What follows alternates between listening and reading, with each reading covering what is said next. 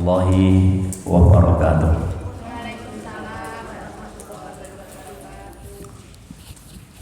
Innal hamdalillah nahmaduhu wa nasta'inuhu wa nastaghfiruh wa na'udzu billahi min shururi anfusina wa sayyiati a'malina.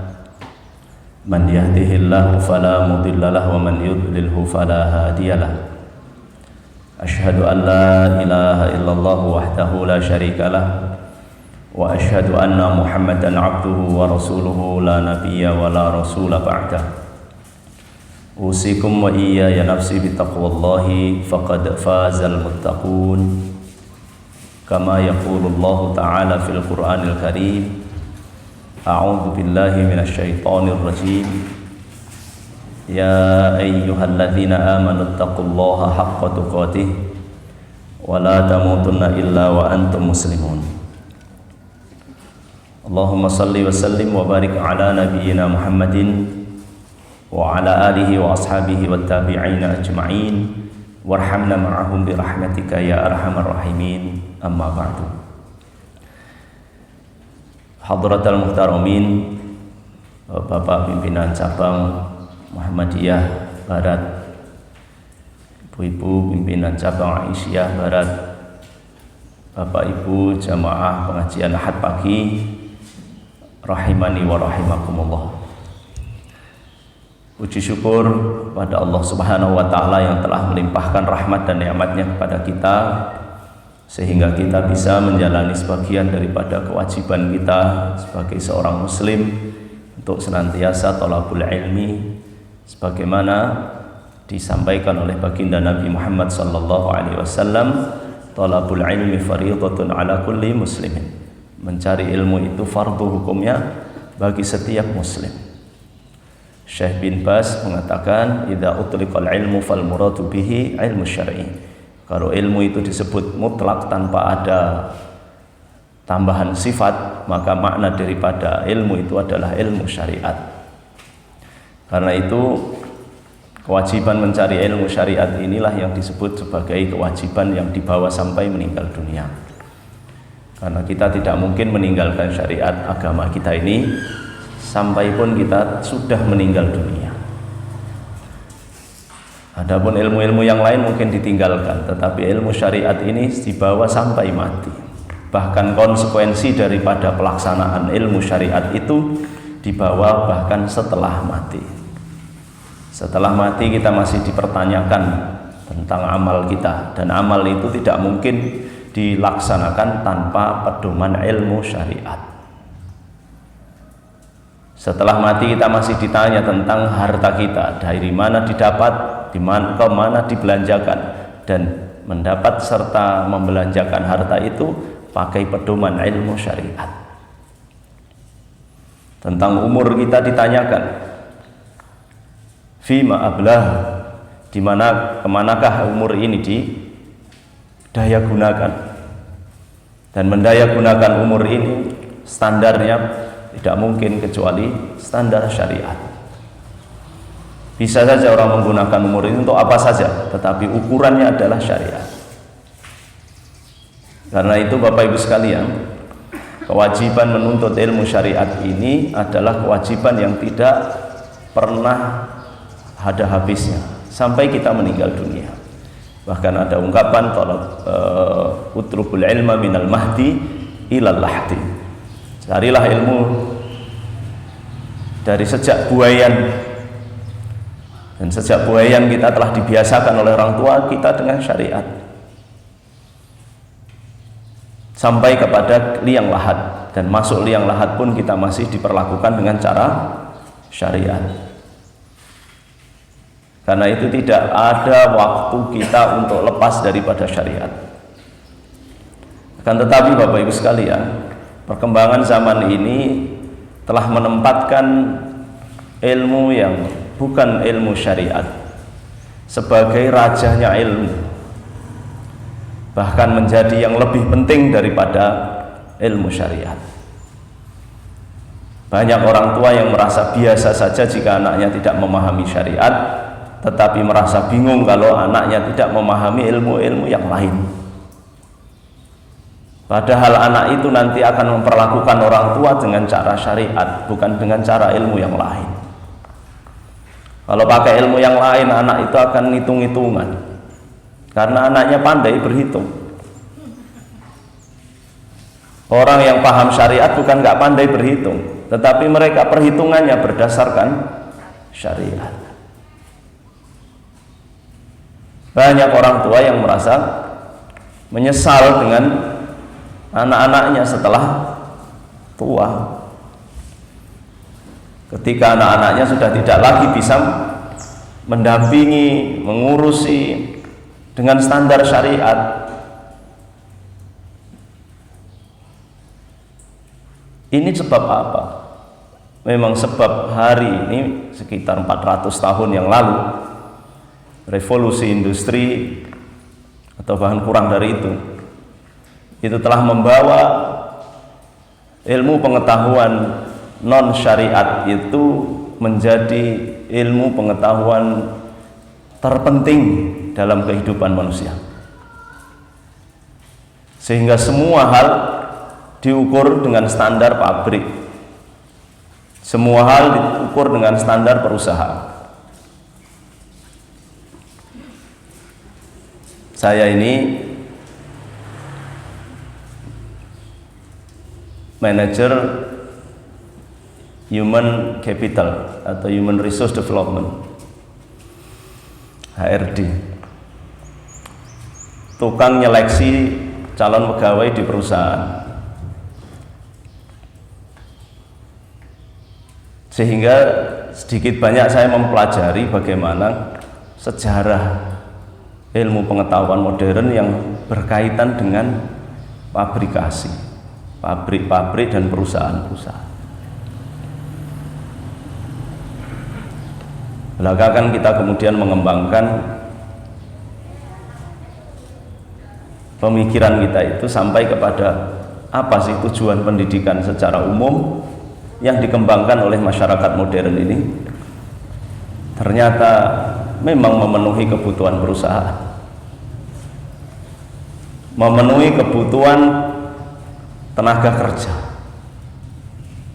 Itu yang sedang berkembang hari ini. Dan itu juga adalah efek daripada pendidikan ya tadi yang disebabkan oleh revolusi industri. Bapak Ibu sekalian, Islam lebih dulu, dan usia Islam ini sesungguhnya kalau diruntut dari Nabi Muhammad SAW itu minimal kita menghitungnya 1430 berapa sekarang? 1442. Itu minimal, bahkan itu ngitungnya dari sejak hijrah. Kalau Nabi kan tidak dari hijrah saja sebenarnya. Tidak apa-apa, kita anggap itu 1400 tahun itu kalau dihitung dari Nabi Muhammad. Padahal Islam ini bukan saja bermula dari Nabi Muhammad. Seluruh nabi-nabi itu mereka adalah nabi-nabinya orang Islam, dan mereka semuanya adalah muslimun. Mereka semuanya berserah diri kepada Allah. Samakumul muslimin, kata Allah Subhanahu wa taala. Kalian semuanya itu kami sebut namanya dengan muslimin, muslimun. Dan itu sejak Nabi Adam alaihissalam. Maka kalau pagi ini saya dikasih tema tentang pendidikan Islam, maka membaca pendidikan Islam itu tidak bisa dengan sekarang, dengan sistem sekolah. Kita harus membaca pendidikan Islam itu dari sejak Nabi Adam alaihissalam sampai Nabi Muhammad, sampai kepada sahabat-sahabat, sampai pada ulama-ulama yang mereka disebut oleh Nabi dengan garansi warathatul anbiya, pewarisnya para nabi. Kalau kita potret pendidikan Islam sekarang dengan sistem sekolah, macam-macam jenis sekolahnya, tetapi kita harus melihat standarnya bukan di situ, karena itu hanya sarana, fasilitas proses dan lain sebagainya yang bukan inti daripada pendidikan itu sendiri.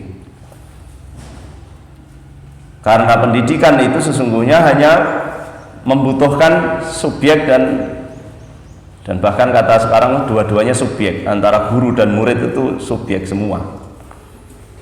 Kalau dulu ada subjek dan objek, maka pendidikan sekarang ini semuanya subjek. Guru ya subjek, murid ya subjek. Objeknya menjadi materi. Karena murid tidak boleh jadi objek kan. Ini repot nek murid jadi objekane guru, objekane sekolah. Nek muridnya akeh ya gurune makmur. Nek muridnya sithik ya gurune nganggur kan gitu. Itu jenenge murid jadi objek.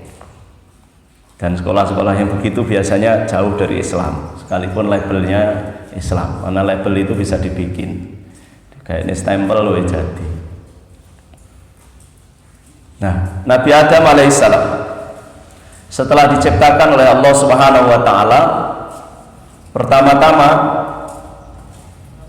yang dilakukan adalah mendidik Nabi Adam alaihissalam. Setelah Allah Subhanahu wa taala menciptakan Nabi Adam alaihissalam secara fisik, secara ruh, sudah wujud, sudah hidup, berarti sudah ada Nabi Adam alaihissalam. Begitu Nabi Adam ada, yang dilakukan oleh Allah Subhanahu wa taala kepada Nabi Adam adalah pendidikan. Wa 'allama Adam al-asma'a kullaha thumma 'aradahum 'alal malaikah. Jadi Allah Subhanahu wa taala pertama-tama mengajarkan taklim, wa 'allama Adam. Dan Allah Subhanahu wa taala mengajari Adam, mendidik Adam dengan ilmu. Jadi aktivitas ilmu ini adalah aktivitas pertamanya manusia. Aktivitas ilmu ini adalah aktivitas pertamanya manusia. Karena itu kemudian disambung di zaman sekarang, makolahnya atau kalimat rumusnya adalah utlubul ilma minal mahdi ilal lahdi. Carilah ilmu dari sejak buayan sampai liang lahat. Itu melanjutkan daripada prosesi yang dilakukan oleh Allah Subhanahu wa taala kepada Nabi Adam itu setelah diciptakan. Karena Nabi Adam tidak dilahirkan, tidak lewat buayan, tidak diayun-ayun kayak kita. Nabi Adam diciptakan oleh Allah Subhanahu wa taala menjadi manusia sempurna, tidak pakai proses dilahirkan. Dilahirkan masih dicari lagi ibunya siapa. Kalau di Ponorogo hari ini banyak akte kelahiran yang hanya mencantumkan ibu, nggak ada bapaknya. Iya, ini berita kemarin. Jadi ramai Ponorogo itu. Nggak tahu kok bisa itu. Ono sing greget nih jadi wong Siti Maryam iso jadi wong edan ngomong. Siti Maryam itu Pak ngomong piye coba, ini kan wong mumet. Wong Siti Maryam iso. Ya beda gitu loh Mas. Siti Maryam ini dipilih sama Allah Subhanahu wa taala. Lho kok saiki ono wong kaya Siti Maryam. Wong Siti Maryam itu suci sampai melahirkan. Nah kok iso ono sing kayak gitu. Tapi Nabi Adam itu tidak dari buaya, tapi prinsipnya sama diambil Bapak Ibu. Nabi Adam setelah diciptakan oleh Allah, diajari oleh Allah, dididik oleh Allah. Gurunya langsung Allah. Dididik apa ini? Dididik tentang definisi-definisi, kaidah-kaidah. Isim itu al-asma, jamak daripada isim.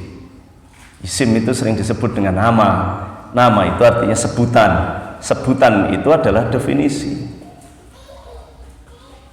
Definisi itu adalah kaidah-kaidah tentang sesuatu, apapun kaidahnya diajarkan oleh Allah Subhanahu wa taala. Di sini sesungguhnya adalah awal mula daripada syariat untuk Nabi Adam. Termasuk diantaranya adalah wala taqrabu hadhihi syajarah. Jangan kau dekati pohon ini. Ini syariat Bapak Ibu. Sejak di situ sudah diajari oleh Allah Subhanahu wa taala tentang syariat. Dan Allah Subhanahu wa taala tidak mengajarkan tentang fasilitas-fasilitas hidup. Tetapi Allah Subhanahu wa taala mengajarkan cara hidup, sikap hidup, metode menjalani hidup. Termasuk diantaranya tadi setelah disebut ini namanya apa, ini apa, ini apa, yang ini jangan kau dekati. Inilah yang diajarkan oleh Allah Subhanahu wa taala adalah sikap hidup. Coba kita bandingkan dengan pendidikan sekarang. Anak-anak semua dididik supaya canggih di dalam mencari fasilitas hidup. Lupa pendidikan tentang bagaimana mensikapi fasilitas hidup yang sudah ada. Proses pendidikan hari ini itu kan ke sana. Yang disebut pendidikan kebanyakan mengajarkan tentang bagaimana setiap orang mencapai fasilitas hidupnya. Mbok sekolah apa le arah yang kolak ya fasilitas hidup. Podo masih wis sekolah agama itu hari ini tuh arahnya mencari fasilitas hidup. Dadi guru agama le. Kok nek iso dadi guru agama iso dadi pegawai. Kok nek iso dadi pegawai uripmu enak. Nah endi parane? Agama lho itu. Pendidikan agama tapi fasilitas hidup. Tidak banyak orang tua yang mengajari anaknya tentang sikap hidup yang benar. Jadi apapun awakmu tidak masalah. Yang utama adalah sikapmu terhadap segala sesuatu yang kamu hadapi. Kamu jadi pegawai boleh? Boleh. Tapi sikapmu lebih penting daripada jabatanmu. Berapa bu pak yang bicara seperti itu? Banyak orang yang menyesal ya setelah tua. Datuk nombian anakku tak sekolah nih, tak didik begini, sudah tua. Di saat anak-anaknya sudah tidak mudah lagi diarahkan untuk menjadi seperti itu. Allah Subhanahu wa taala mengajarkan sikap hidup kepada Nabi Adam alaihissalam. Sehingga Nabi Adam alaihissalam ketika melakukan sebuah pelanggaran ada sanksinya, ada prosesnya, dan semua proses ini mengarah kepada sikap hidup. Coba, begitu ada kesalahan, pelanggaran, ya, ada pelanggaran, lalu kemudian Allah Subhanahu wa taala memberikan putusan bahwa itu pelanggaran. Apa yang dilakukan oleh Allah Subhanahu wa taala? Allah Subhanahu wa taala masih mengajari kepada Nabi Adam alaihissalam untuk taubat. Dan taubat itu sikap hidup. Ini sikap hidup ini yang membedakan antara Adam alaihissalam dan iblis. Karena iblis juga melakukan pelanggaran, Pak. Ketika iblis diperintah oleh Allah Subhanahu wa taala untuk sujud kepada Nabi Adam, apa yang dilakukan iblis? Enggak mau. Aba wastakbar. Enggan dan sombong. Sudah enggak mau, sombong bisa. Itu iblis. Itu sikap, Pak. Yang dibenci oleh Allah Subhanahu wa taala bukan zat iblisnya, karena zat iblis itu diciptakan oleh Allah. Allah enggak benci itu. Yang Allah enggak suka kepada iblis adalah sikap. Sikapnya iblis ini loh yang nggak benar. Satu, enggan. Diperintah Allah kok enggan. Ini sikap. Yang kedua, sombong. Ya Allah, di hadapan Allah kok sombong. Memang sombongnya itu atas Nabi Adam, tapi kan di hadapan Allah kok gak izin. Ini sikap. Sudah begitu nanti yang ketiga, tidak mau tobat. Ini ya sikap. Bedanya dari Nabi Adam di taubat ini. Nabi Adam melakukan pelanggaran, iya. Tapi Nabi Adam begitu melakukan pelanggaran, sadar pelanggaran itu, taubat. Bedanya iblis dan Nabi Adam begitu. Kalau kita keturunan Nabi Adam salah, ya taubat. Tapi kalau kita keturunan iblis salah, ngeyel. Angel wis. Ya, angel tuturanmu ya. Nah, iblis gitu ya, itu keturunan iblis ora gelem tobat. Ana wong ngenyek tobat kuwi mbae iblis. Neng wong tobat kok malah dinyek eleh. Dek mbiyen kaya ngopo? Saiki gayane tobat. Naudzubillah. Kuwi mbok-mbokane iblis kaya ngono. Loh kenapa? Wong namanya tobat itu sikap baik yang diajarkan Allah pada Nabi Adam. Rabbana walamna anfusana fa in lam taghfir lana wa tarhamna lanakunanna minal khasirin. Tobat. Kalimat tobat diajarkan. Ini sikap Bapak Ibu. Dan begitu Nabi Adam sudah di dunia nanti, fasilitas hidupnya dibebaskan. Kamu terserah mau apa, mau ngambil apa, mau makan apa, mau silakan aja. Tidak didetailkan oleh Allah Subhanahu wa taala caranya itu tentang fasilitas hidup ini tidak didetailkan. Kamu harus bagaimana. Ya, pakailah pengalamanmu di situ, pakailah cara-caramu di situ. Tapi yang penting adalah sikap. Begitupun kemudian Nabi Adam mengajari anak-anaknya. Nabi Adam adalah murid, Nabi Adam adalah guru bagi anak-anaknya. Maka anak-anak Nabi Adam diajari, karena waktu itu belum ada yang lain, adanya ya Nabi Adam diajari Allah, maka kemudian anak-anaknya diajari syariat yang diajarkan oleh Allah Subhanahu wa taala. Ini pendidikan Islam Bapak Ibu. Dari sinilah kemudian anak-anak Nabi Adam ini ya ada yang taat, ada yang nggak taat. Kita masih ingat kisah Qabil dan Habil. Ini antara ketaatan atas perintah atau syariat Nabi, karena waktu itu memang belum banyak manusia, untuk perkembangan manusia itu, maka seorang yang lahir anak-anak Nabi Adam itu ya akhirnya dinikahkan dengan anak-anak Nabi Adam yang lain. Tapi si Qabil nggak terima, karena bagi Qabil pasangannya itu kurang cakep. Nah ini kan melanggar perintah. Kalau dia melihat fasilitas begitu, ini kan yang dilihat oleh Qabil ini kan fasilitas. Pasanganku kok elek kan gitu. Ini kan soal fasilitas. Mestinya fasilitasmu elek atau api, sikapmu lebih penting daripada fasilitas itu. Yang diharapkan oleh Allah itu sikapmu, bukan fasilitasmu. Fasilitasmu apa wae? Enenge ngono ya wis kuwi kudune ditampa. Ini soal fasilitas. Pasangan hidup ini kan fasilitas Bapak Bu. Loh sudah begitu Qabil nggak terima, loh fasilitasku kok elek. Si Habil fasilitasnya api. Muncul iri dengki, itu kan sikap tuh Pak, sikap jelek. Dan itu yang dilarang oleh Allah. Itu yang dilarang oleh Allah. Allah kalau mau mengasihkan tukar fasilitas lagi bisa saja, tapi kan Allah nggak mau begitu. Kenapa? Karena supaya ini belajar sikap yang baik. Kita ini kan seringkali berontak karena fasilitas kita yang jelek kan, tapi kita jarang sekali mendidik diri kita sendiri untuk bersikap yang baik dalam kondisi fasilitas yang jelek.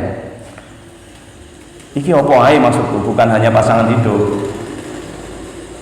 Fasilitas yang ada ini kan jarang kita syukuri, jarang kita nikmati, jarang kita gunakan sesuai kondisi syariat. Lalu kemudian kita sibuk memikirkan tentang fasilitas yang harus kita kejar. Tapi sikap kita seringkali tidak sesuai dengan syariat untuk ngejar fasilitas.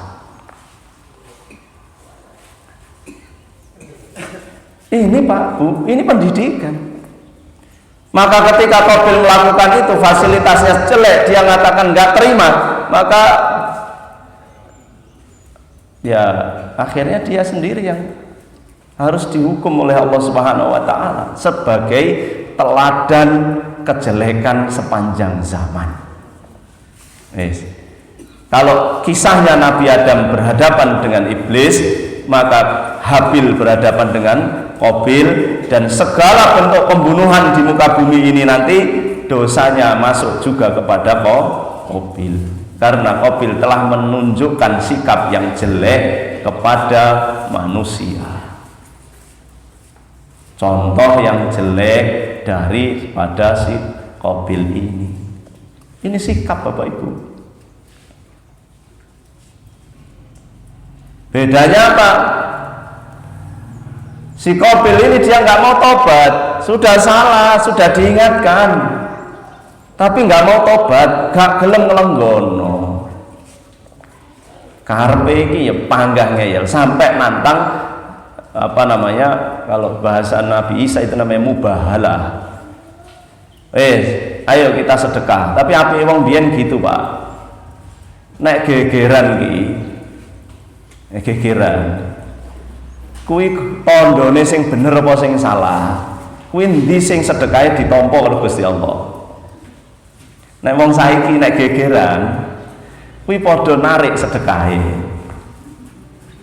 Ora sida nek sedekah, tak sedekahe kaya ngono lho. Iki wong saiki. Nek saelek-elek Qabil itu sik cara gegerane ngono wis saya ngene, buktine piye? Buktine ayo awake dhewe sedekah. Hasil panen ini sedekah, engko sapa sing ditampa oleh Gusti Allah, ya kuwi sing bener. Lah qadarullah sing jenenge wae Qabil disamber bledek kan ngono. Tek. Ora iso ditampa oleh Gusti Allah. Nah, genah wong biyen iki ngono. Cuma lanjutane ini sikap. Kudune kan nek wis ngerti nek sedekahe dhewe ora ditampa oleh Gusti Allah, kudune kan yang lenggono nek tobat. Oh iya, berarti aku sing salah. Nah kok malah kemudian dulure dipateni. Nah ini kan repot. Ya apa kok dulure sing dipateni? Iki ngono balik sikap. Sing dikhawatirne oleh malaikat terjadi. Ataj'alu fiha may yufsidu fiha wa yasfiku ad-dima' wa nahnu nusabbihu bihamdika wa nuqaddisu lak. Qala inni a'lamu ma la ta'lamun. Malaikat ketika sudah dikasih tahu oleh Allah Subhanahu wa taala akan diciptakan makhluk namanya manusia nanti di bumi ini sebagai khalifatullah fil ardh, maka kemudian malaikat tanya, apakah yang kau akan ciptakan itu nanti adalah seorang yang suka menumpahkan darah dan merusak alam semesta? Ya agak-agaknya malaikat itu khawatir gitu loh. Ojo kok terus anake Nabi Adam ya ono sing kaya ngono. Ternyata terjadi. Apa itu? Qabil menumpahkan darah. Pertama di muka bumi pertumpahan darah itu dilakukan oleh Qabil. Maka tadi saya bilang setiap pertumpahan darah di muka bumi ini dosanya masuk kepada Qabil. Itu Bapak Ibu sekalian, ini pendidikan. Yang salah dari Qabil ini apa?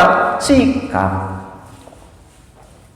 Yang benar daripada Habil itu apa? Ya sikap. Coba kalau Qabil tadi merubah sikapnya, begitu sedekahnya itu ditolak oleh Allah Subhanahu wa taala, langsung dia tobat, sadar. Ya udah, dia mungkin justru akan menjadi teladan tobat kedua setelah Nabi Adam, ya anaknya namanya Qabil, kan gitu harusnya. Ya, tapi tidak, karena dia mengambil sikap yang tidak baik. Setelah Nabi Adam nggak ada, anak-anaknya terus berkembang, sikap anaknya kemudian ya ada yang masih baik, ada yang kemudian sudah mulai rusak, dan begitu banyak yang rusak dikirim lagi Nabi. Dan nabi-nabi ini diutus oleh Allah Subhanahu wa taala dengan bimbingan ilmu dari Allah. Begitu nabi-nabi ini sudah wafat, umatnya terus berkembang, ya ada yang baik, ada yang rusak, semakin banyak yang rusak, diutus lagi nabi selanjutnya. Terus gitu Bapak Ibu, setiap masa kerusakan memuncak, maka diutuslah seorang nabi. Semua Nabi Nuh, Nabi Hud, Nabi Soleh, semua nabi. Nah, semua nabi ini ngapain? Apa ini tugasnya semua nabi ini? Semua nabi ini tugasnya adalah dandani sikap. Nabi-nabi ini tidak diutus untuk fasilitas hidup, tapi untuk sikap hidup.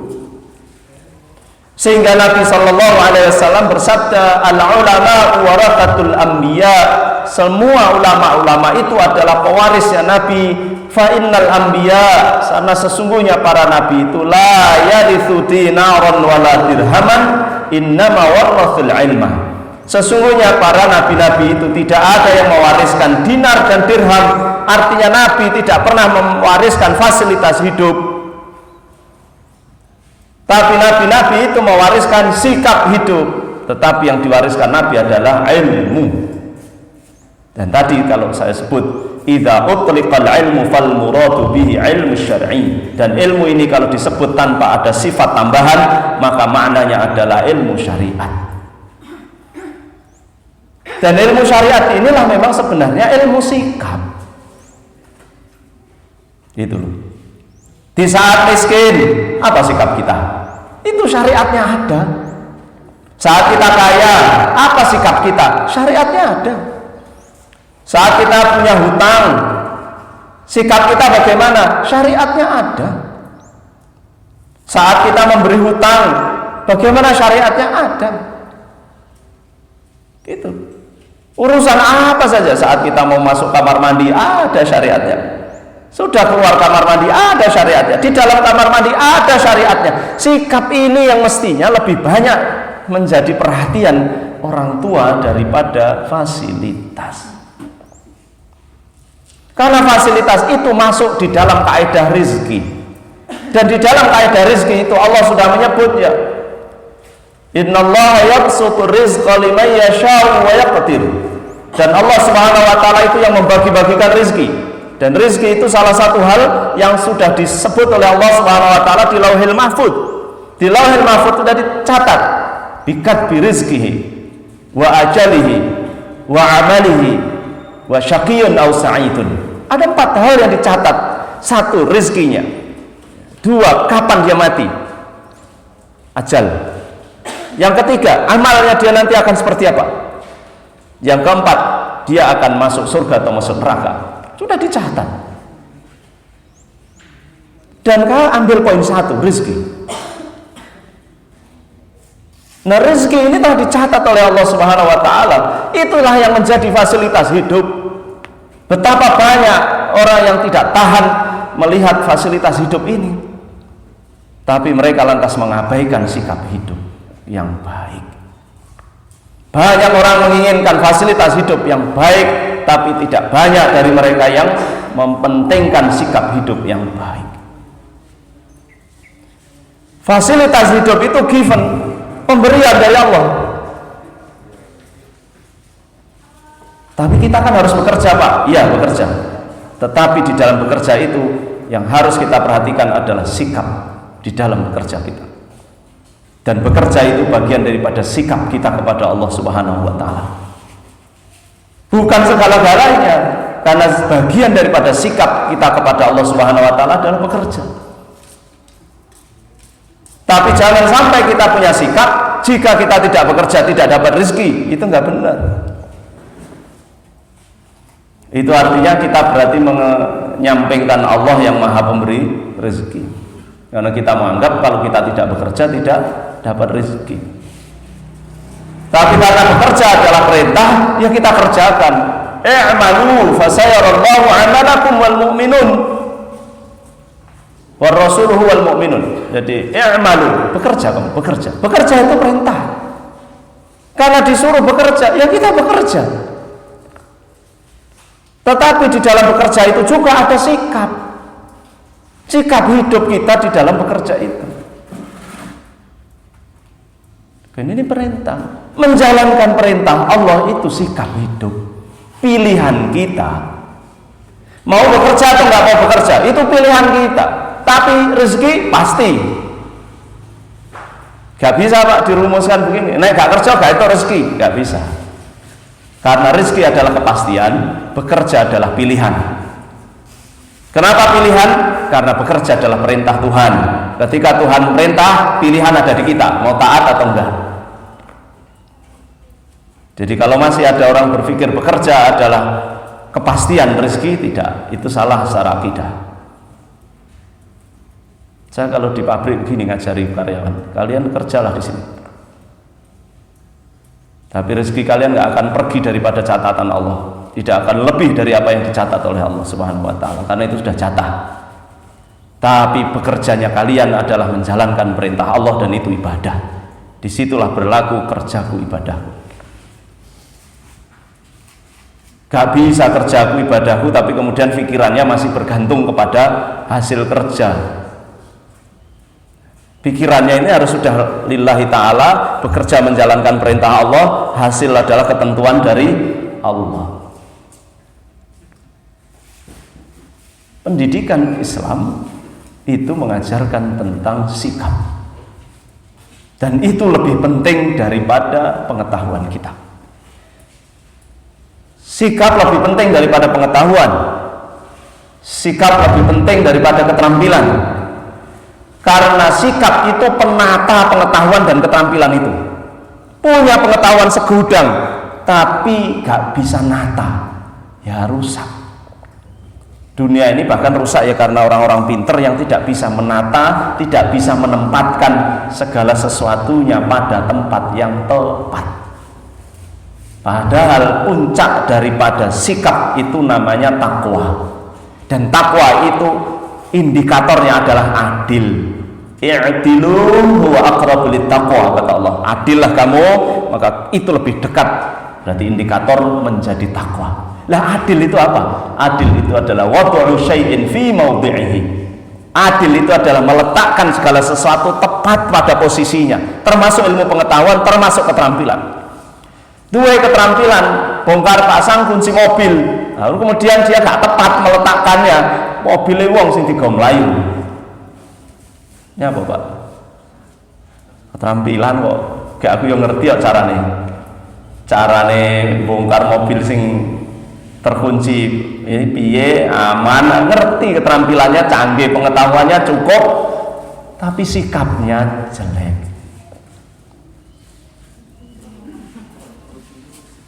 Jadi penata daripada sikap ini adalah penata daripada ilmu pengetahuan, keterampilan dan segala hal ini. Penatanya adalah sikap, dan sikap yang baik adalah sikap yang adil. Makanya syarat bapak-bapak nek arep nikah nek adil. Ora kena ora gampang-gampang. Ngawur ae iku rusak. Mergo wing kembali nang sikap. Balik nang sikap. Bukan pada fasilitas. Delok fasilitas yang lama kok kayak ngene kita wayahe nambah. Ya itu sikap. Ini bener ora dilakoni. Sikap. Ya nek fasilitasnya banyak, kesempatan untuk mendapatkan fasilitas itu banyak, tapi sikap. Nah inilah inti daripada pendidikan itu, sikap. Dan adil itu disebut dalam hal perilaku namanya adab. Adab itu adalah adil di dalam bersikap. Kalau adil tadi meletakkan segala sesuatu pada posisinya, maka sikap yang tepat di dalam segala kondisinya namanya adab. Maka inti daripada pendidikan Islam adalah adab. Proses mengadabkan ini namanya takdib. Hari ini kan kita masih mengenal istilah yang umum, pendidikan adalah tarbiyah, pendidikan adalah taklim, kan gitu kan. Inti daripada pendidikan secara sikap tadi adalah takdib, pengadaban. Di antara proses belajarnya ada dengan tarbiyah, ada dengan taklim, ada dengan tarsyid, macam-macam. Ada tadrib, macam-macam. Ada takhil juga, itu cara bagaimana menghasilkan atau bagian daripada lingkaran pengadaban. Ini adab, lalu kemudian bagaimana langkah-langkah pengadaban, diantaranya ada tarbiyah, ada taklim, ada tarsyid, ada takhil, ada tadrib, dan masih banyak. Nah Bapak Ibu sekalian, kita mesti memperhatikan Anak-anak kita itu akan mencapai kebahagiaan jika mereka menjalani hidup sesuai syariat. Karena tidak ada kebahagiaan di luar syariat. Tidak ada kebahagiaan di luar syariat. Siapa yang berusaha melanggar syariat pasti tidak bahagia. Karena melanggar syariat jadinya dosa. Dan dosa itu sifatnya mahaka fi sadrika wa karihta ayyaqali 'alaihin nas. Dosa itu adalah apa yang terdetik di dalam hatimu. Dan hatimu merasa gundah. Was-was. Apa yang menjadikan was-was di dalam hatimu itu namanya dosa. Wa karihta, dan kamu nggak suka kalau orang lain itu mengetahui kalau kamu melakukan itu dosa.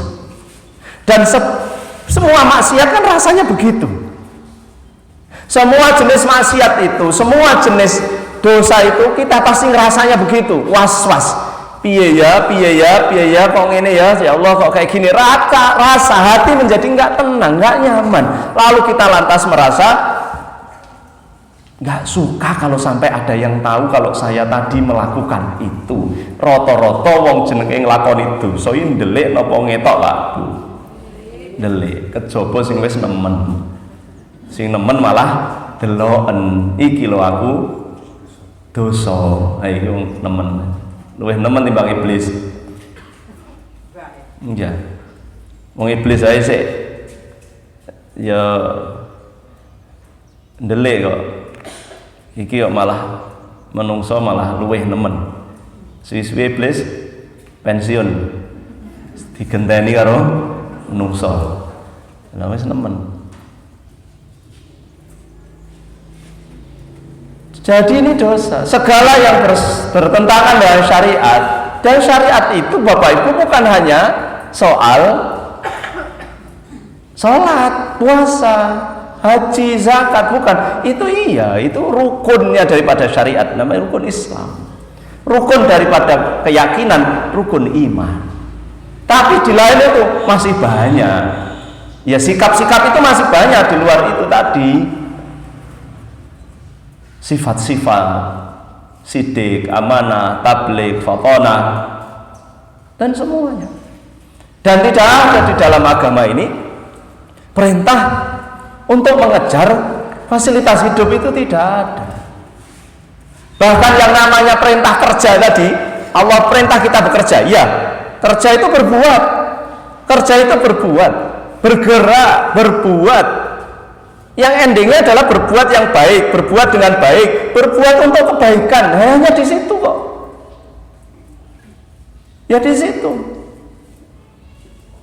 Jadi bekerja itu di situ. Itu pun Allah sudah mengatakan apa? Wabtaghi fima atakallahu daral akhirata wa la tansa nasibaka minad dunya wa ahsin kama ahsanallahu ilaik. Jadi pertama yang dilakukan, diperintahkan Allah tadi kerja, kemudian kita kan berpikir begini, nek kerja kan berarti oleh hasilnya kan wis oke. Coba lihat kemana hasilnya, carilah dari apa saja yang telah dikaruniakan Allah kepadamu, berarti rezeki. Carilah rezeki, berarti ini perintah kerja, perintah berbuat. Carilah rezeki, carilah kerja, beraktivitaslah menyambut rezeki itu, lakukan. Tapi kalau sudah dapat, fima atakallahu darul akhirah, gunakan untuk akhirat. Itu kan baliknya ke sikap. Bukan carilah rezeki lalu kemudian manfaatkan, habis-habiskan untuk fasilitas dunia, bukan. Cari darul akhirah lalu kemudian wala tansa nasibaka minad dunya. Tapi kalau kamu kepengen menikmati di dunia ya boleh, sebagian, tidak semuanya, sebagian. Sampai kemudian para sahabat Nabi itu, mereka yang ada yang miskin, bukan mereka pemalas, karena rezekinya segitu. Sahabat Nabi ada yang kaya raya, bukan karena mereka ini rajin, beda dikit, yang sini rajin sini malas, terus kemudian nggak ada sahabat Nabi yang malas yang begitu, enggak. Sahabat Nabi itu semua bergerak, semua berbuat, semua beraktivitas, ya, semua bekerja. Memang tidak semuanya punya pekerjaan tetap, tapi semuanya tetap bekerja. Dari situlah kemudian ada yang kaya raya, ada yang miskin. Nabi sendiri ya awal permulaan hidupnya kaya raya, begitu akhir hayatnya miskin. Tetapi Nabi nggak pernah merasa bahwa miskin dan kaya itu sebagai strata kehidupan yang mesti harus disesali karena miskin atau karena harus disombongkan karena kaya. Enggak begitu, itu beda banget dengan orang sekarang. Nek sugih sombong, nek miskin ngemis. Ya kan susah ini, posisi ini piye? Sikap, balik lagi sikap. Maka doanya guru-guru kita itu begini, saya doakan kamu jadi orang yang kaya raya dan nanti matinya tanpa hisab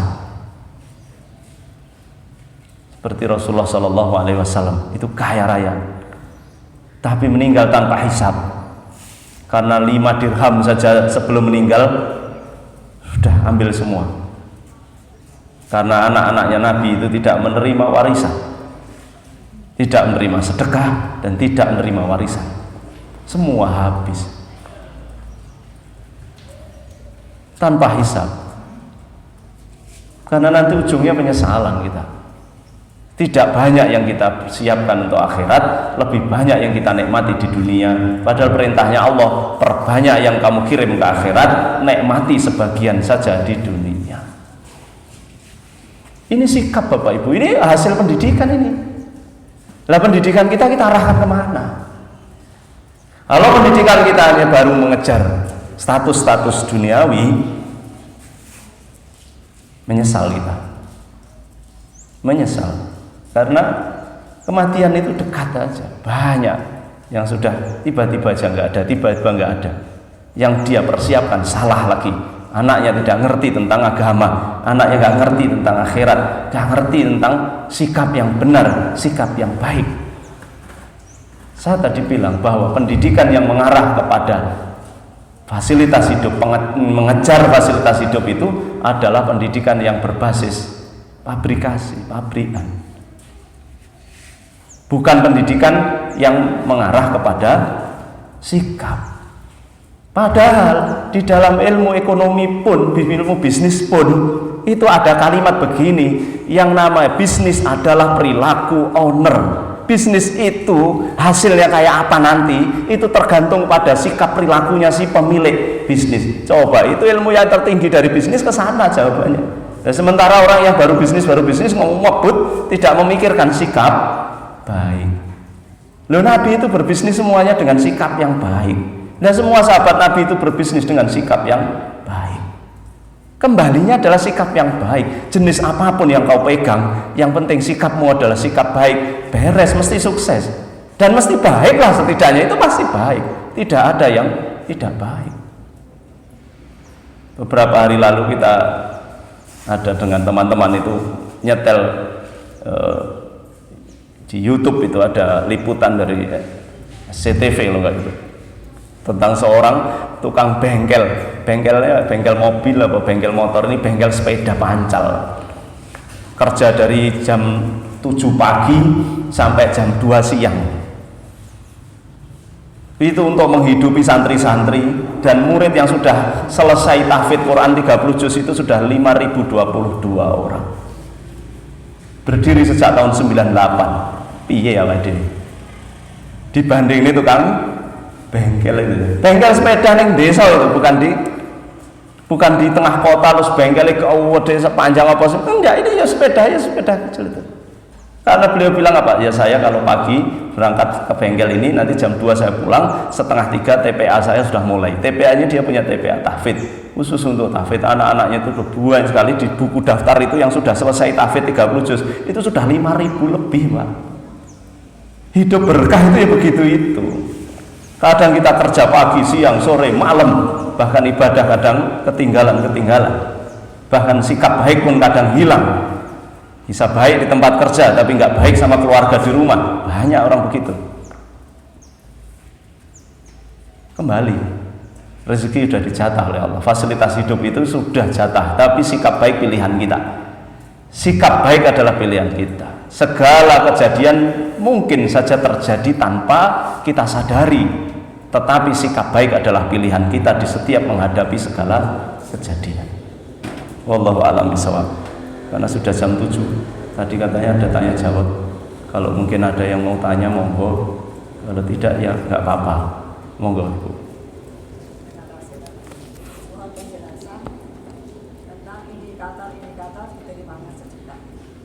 Diterima sedekah. Tidak ada indikatornya, Bu.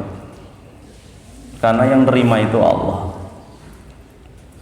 Dan seseorang itu seringkali akan menjadi sombong kalau dia sadar apa yang amal yang dia lakukan diterima.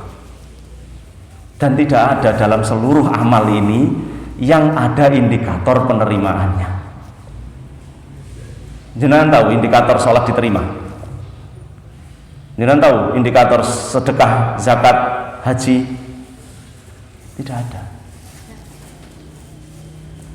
Ya.